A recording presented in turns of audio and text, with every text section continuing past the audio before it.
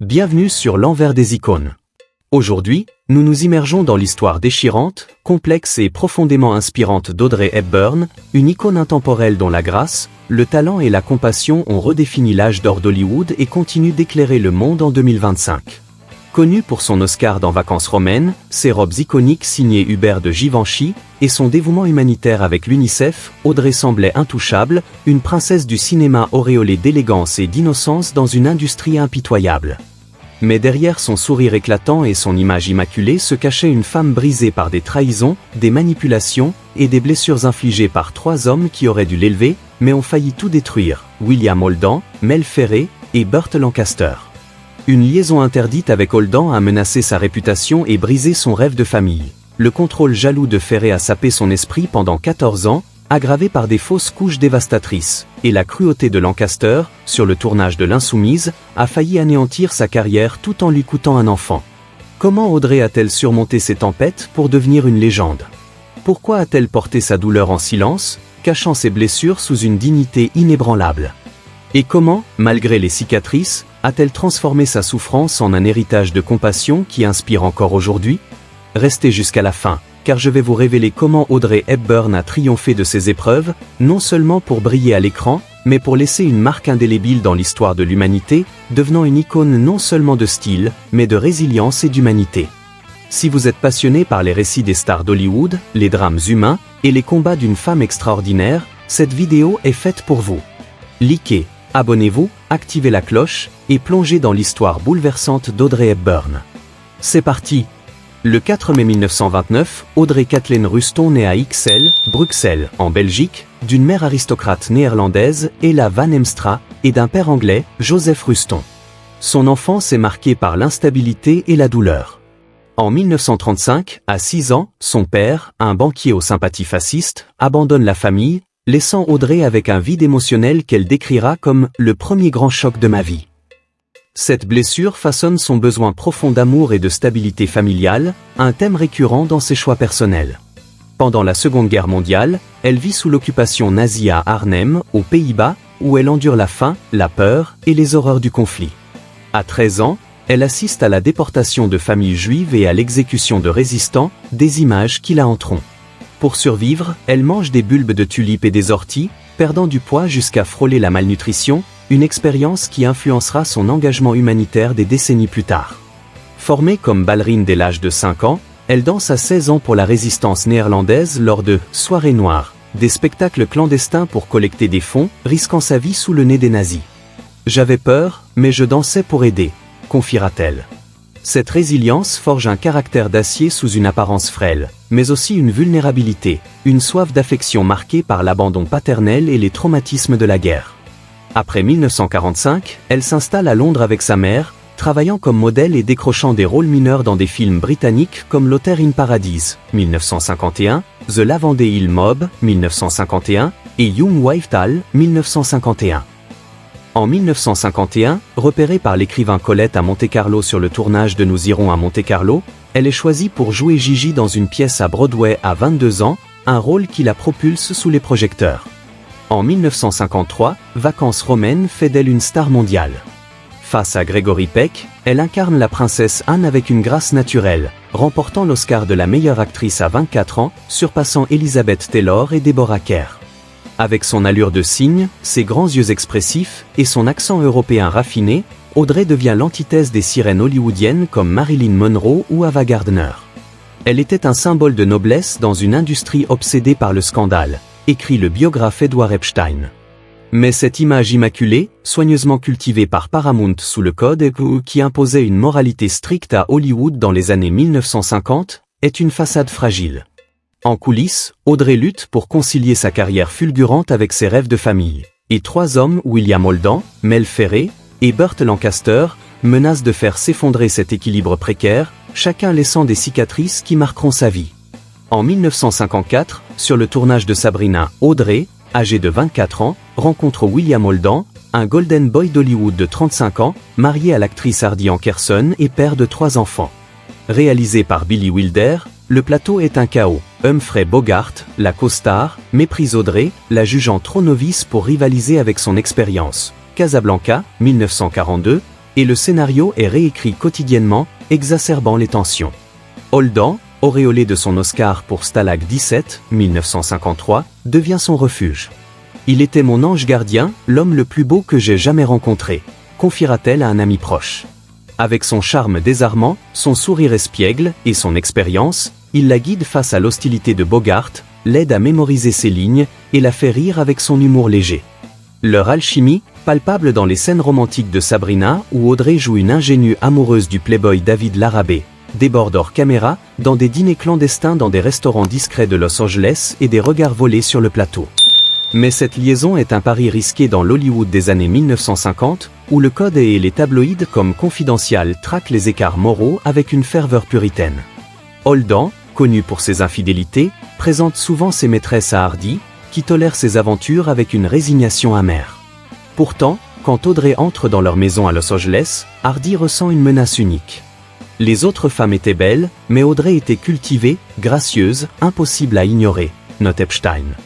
Hardy exige que Holden rompe, mais il refuse, déclarant dans une lettre à un ami « J'étais amoureux d'Audrey avant même de la rencontrer ».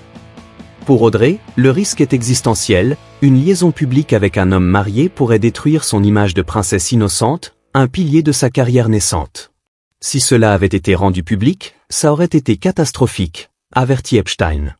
Les tabloïds guettent, prêts à la cataloguer comme une briseuse de ménage, un label qui aurait ruiné sa carrière sous le puritanisme de l'époque.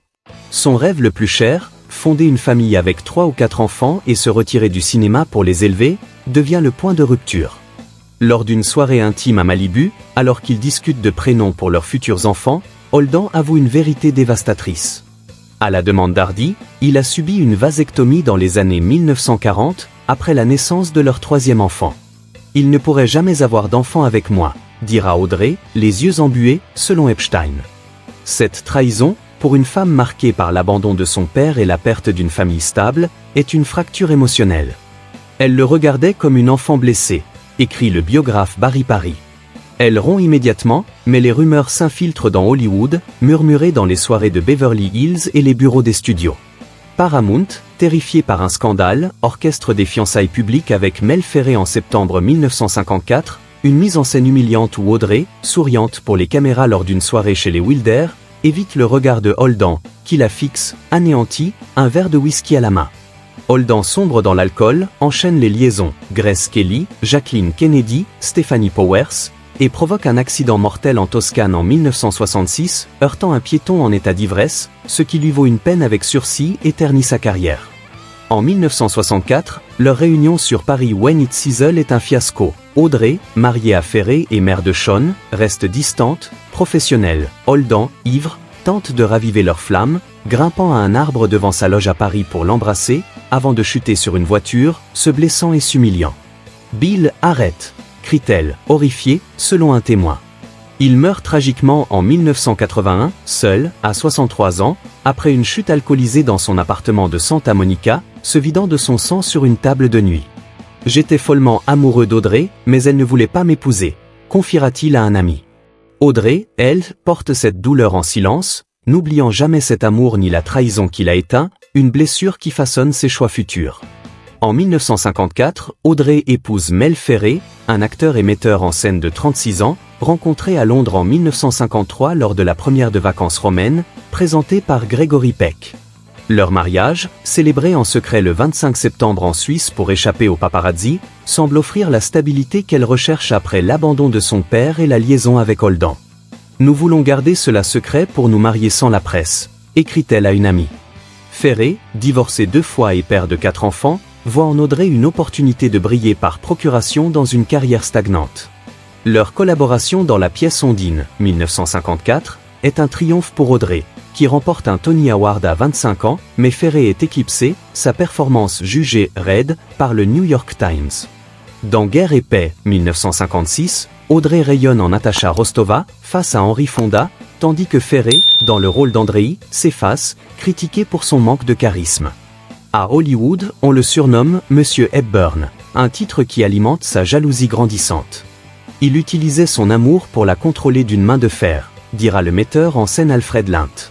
Ferrer dirige Audrey dans Green Mansion, 1959, Un flop critique qui ternit son image et la pousse dans Seul dans la nuit, 1967, un rôle de femme aveugle confrontée à des criminels, physiquement et émotionnellement épuisants, qui lui vaut une nomination aux Oscars, mais la laisse au bord de l'effondrement nerveux. En coulisses, il flirte ouvertement avec des figurantes sur les plateaux, une humiliation publique qu'Audrey endure en silence. Elle ne se plaignait jamais, mais son regard tombait sur lui en train de flirter, se souvient Hubert de Givenchy, son ami et couturier.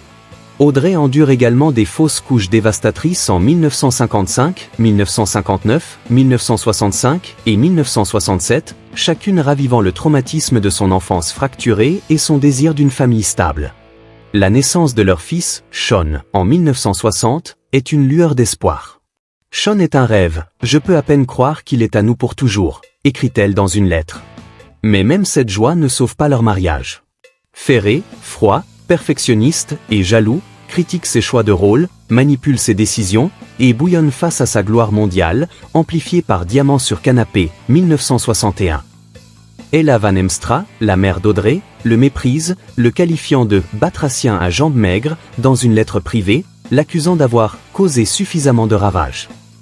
En 1966, sur le tournage de Voyage à deux, un film sur l'échec d'un mariage de 12 ans, Audrey craque, le rôle reflétant sa propre vie de manière presque insupportable.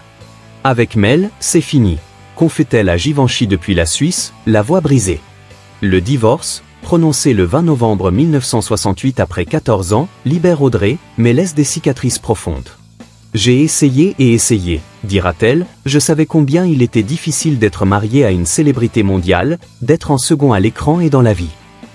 Ferré, victime d'un infarctus peu après, sombre dans l'oubli, se remariant plusieurs fois sans retrouver sa gloire.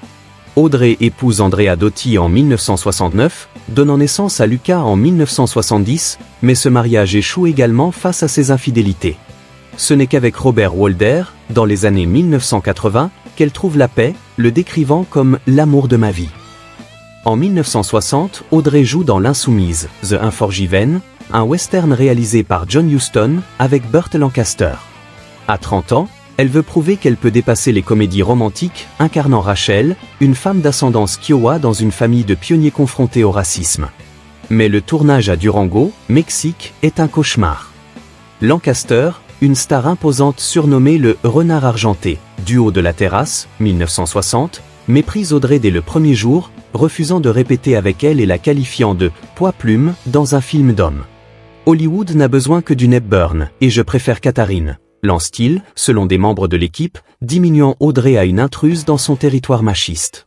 Son hostilité devient dangereuse. Lors d'une cascade à cheval, il perturbe sa monture en tirant brusquement sur la sienne, provoquant une chute où Audrey se fracture plusieurs vertèbres et perd un bébé, enceinte de quelques mois. C'était une perte qu'elle porta en silence, écrit Barry Paris. Corsetée, elle reprend le tournage après des semaines de convalescence. Mais Lancaster, également producteur, coupe 30 minutes de son rôle, réduisant Rachel à une silhouette fade. À la sortie en 1960, les critiques, ignorant ce sabotage, blâment Audrey. Variety note qu'elle manque d'étincelles. Le New York Times la juge mal choisie, figée. Le film est un échec commercial et critique, et pour la première fois, la carrière d'Audrey vacille. L'industrie murmure, est-elle limitée au rôle glamour de Givenchy? Elle ne tourne plus jamais de western. Un an plus tard, Diamant sur canapé, 1961, avec son rôle iconique de Holly Golightly, restaure son statut d'icône mondiale, mais les blessures de l'insoumise physiques, douleurs dorsales chroniques, émotionnelles, perte d'un enfant, et professionnelle, humiliation publique, persistent. Lancaster, indemne, poursuit sa carrière, Le prisonnier d'Alcatraz, 1962, tandis qu'Audrey porte son chagrin en silence, comme toujours. Elle ne se plaignait jamais, mais elle n'oubliait jamais, dira Givenchy. Malgré ces trois hommes, Holden avec sa trahison, Ferré avec son contrôle, Lancaster avec sa cruauté ou Audrey Hepburn triomphe. Dans les années 1980, elle devient ambassadrice de l'UNICEF, voyageant en Somalie, au Soudan, au Bangladesh et en Éthiopie pour défendre les enfants, un écho direct à sa propre enfance marquée par la faim et la guerre. « J'ai connu la faim, je sais ce que c'est », dira-t-elle lors d'un discours à l'ONU. En 1992, elle reçoit la médaille présidentielle de la liberté pour son travail humanitaire. À sa mort en 1993, à 63 ans, dans sa maison de Tolochnaz, en Suisse, Elle laisse un héritage de grâce, de talent et de compassion. Elle portait sa souffrance en silence, mais elle transformait sa douleur en lumière, dira Robert Walder. Ces hommes ont-ils brisé sa carrière ou l'ont-ils rendu plus légendaire par sa résilience? Partagez vos pensées dans les commentaires. Quel moment de la vie d'Audrey vous a le plus touché? Likez, abonnez-vous et activez la cloche pour plus d'histoires sur les icônes d'Hollywood.